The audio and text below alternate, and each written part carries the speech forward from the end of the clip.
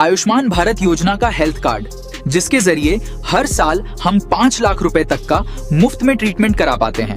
ये जो कार्ड है, अगर आपको अभी भी नहीं मिला है तो कैसे आप इस योजना का जो कार्ड है खुद से ऑनलाइन तरीके से बना सकते हो, मैं आपको लाइव दिखाने वाला हूँ। सबसे पहले तो हमें अपना जो ब्राउजर है वो ओपन करना है। यहाँ पे हमें सर्च करना है बेनिफिशियरी NHA। तो हमारे सामने beneficiary.in जो ऑफिशियल पोर्टल है आ जाएगा। हालांकि इस वेबसाइट का जो लिंक है हमने वीडियो के डिस्क्रिप्शन में और पिन कमेंट के अंदर भी दे रखा है, जहां से भी आप डायरेक्टली इस पोर्टल पे आ सकते हो। अब यहाँ पर इस योजना के अंदर अगर आपको कार्ड बनाना है तो एक तो यहाँ पर बेनिफिशियरी का ऑन ऑप्शन मिलता है कि डायरेक्टली अगर आप कोई ऑन ऑपरेटर नहीं हो, एक आम नागरिक हो, अपना कार्ड खुद से बनाना चाहते हो, तो इस ऑन ऑप्शन पे क्लिक करके आप लॉग इन कर सकते हो। यहाँ पर लॉग इन जब आप करने के लिए ट्राई करोगे तो सबसे पहले तो यहाँ पर एक कैप्चा कोड दिखाया जाएगा।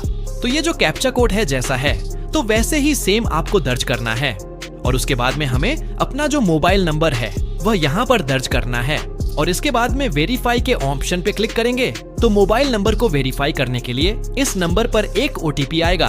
वह जो OTP है हम यहाँ पर दर्ज करेंगे। कैप्चा कोड अगेन आएगा। ये जो कैप्चा कोड है सेम यहाँ पर आपको दर्ज करना है और लॉगिन कर लेना है। तो इस तरीके से हम आयुष्मान भारत योजना के पोर्टल के अंदर लॉगिन हो चुके हैं। अब यहाँ से हम अपना जो कार्ड है बना सकते हैं।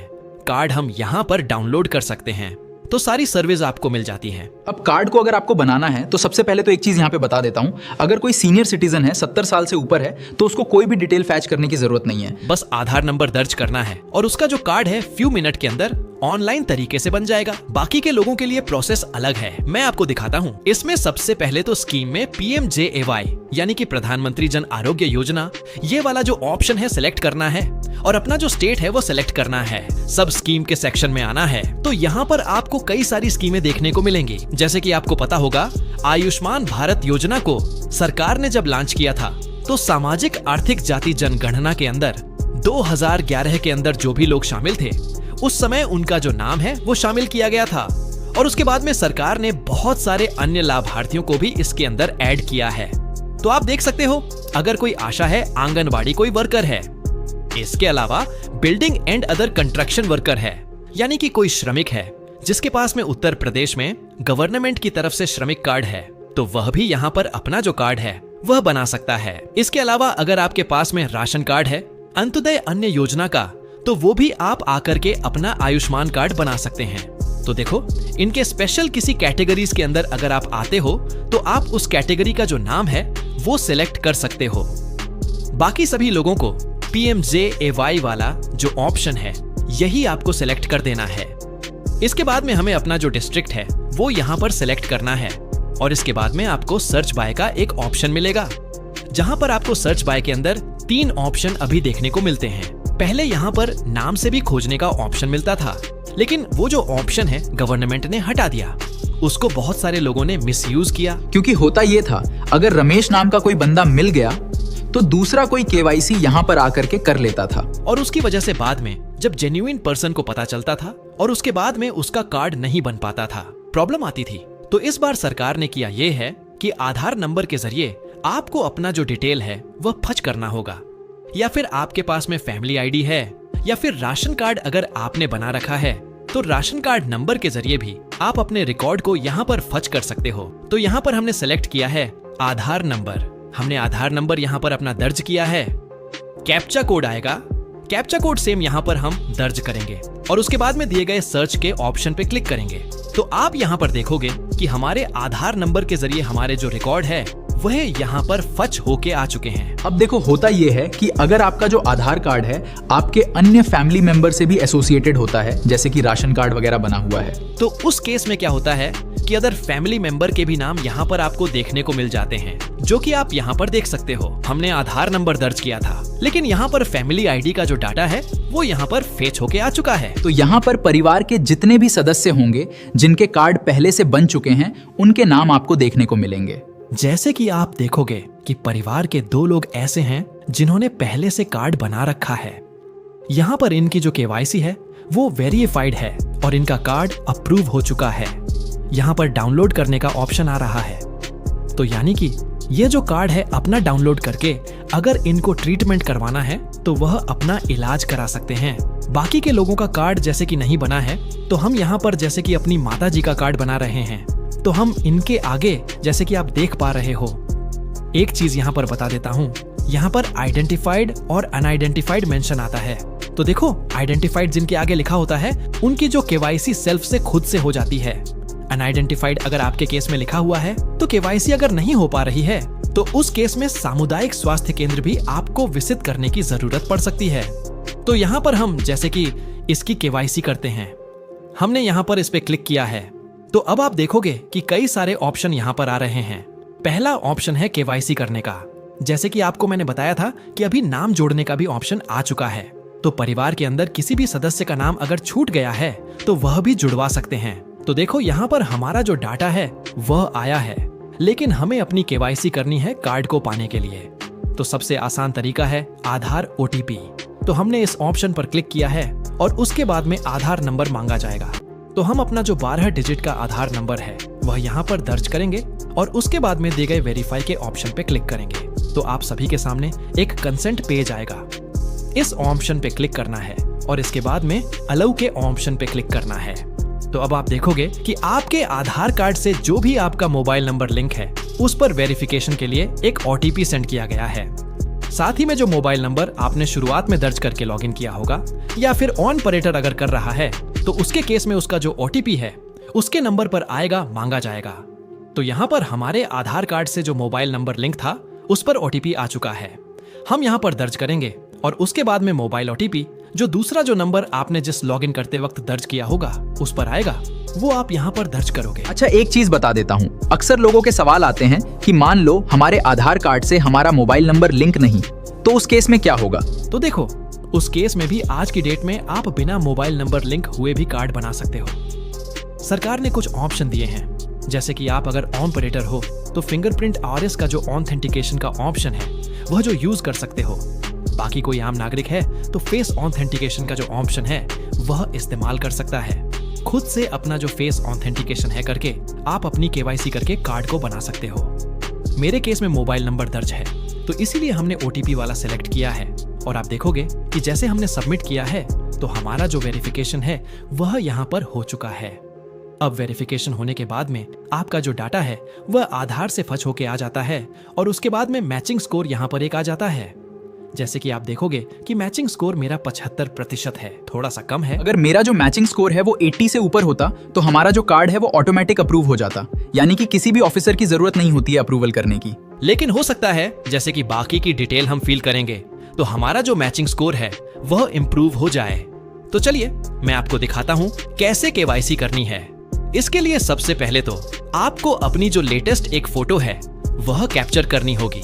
तो हम यहाँ पर दिए गए कैप्चर के ऑप्शन पर क्लिक करेंगे और इसके बाद में अगर कैमरे की जो परमिशन है अलाउ करने के लिए कहा जाता है तो आपको उसको अलाउ कर देना है। और इस तरीके से जो बेनिफिशियरी है जिसका कार्ड बना रहे हो, यहाँ पर सामने उसकी जो फोटो है वह कैप्चर करना है। फोटो परफेक्ट आ चुकी है।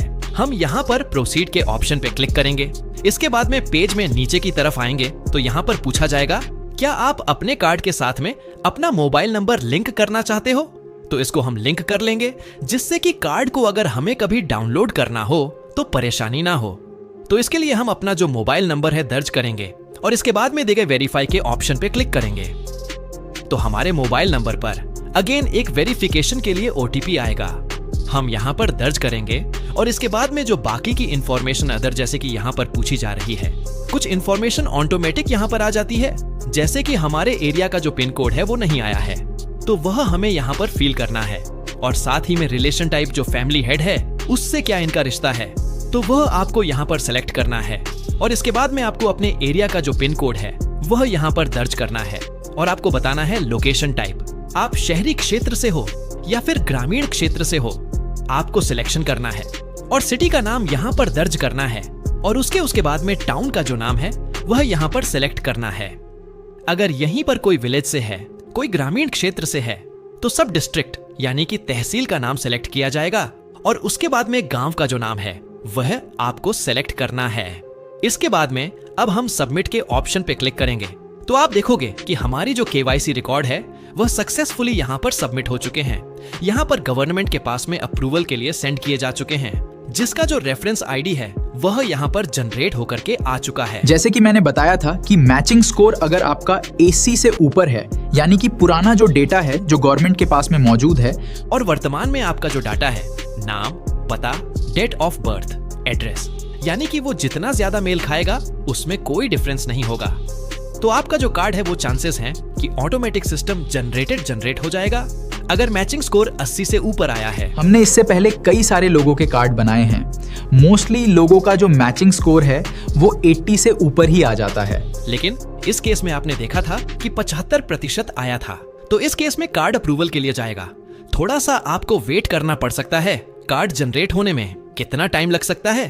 तो मान के चलो 2 से 3 दिन तक का समय लग सकता है आपका जो कार्ड है वो जनरेट होने में। अब कार्ड जब जनरेट होगा तो डाउनलोड कैसे करना है? तो ओके के ऑप्शन पे क्लिक करेंगे।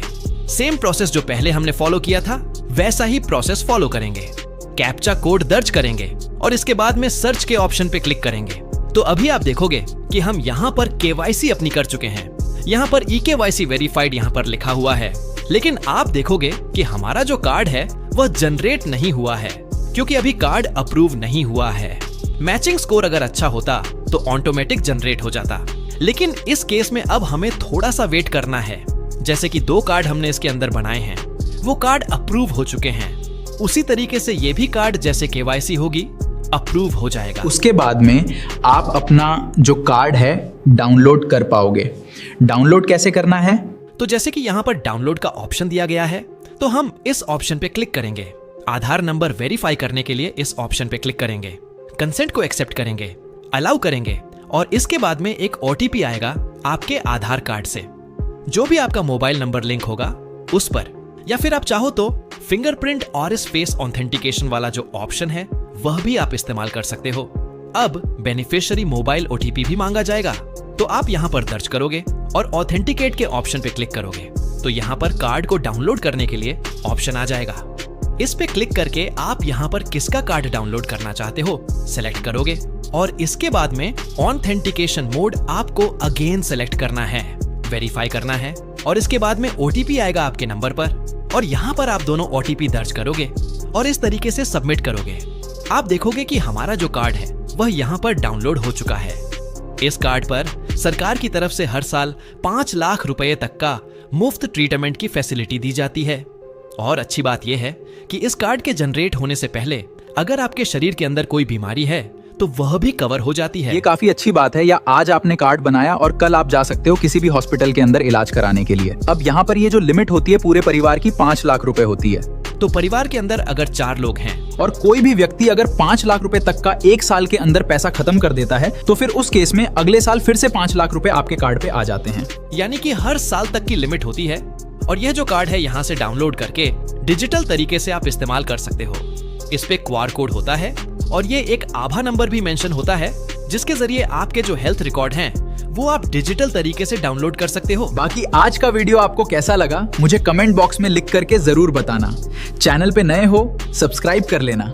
आप सभी के मन में कोई भी सवाल है तो मुझे लिख करके बता सकते हो और हम मिलते हैं ऐसे ही एक नए वीडियो में। तब तक के लिए राम राम भाइयों।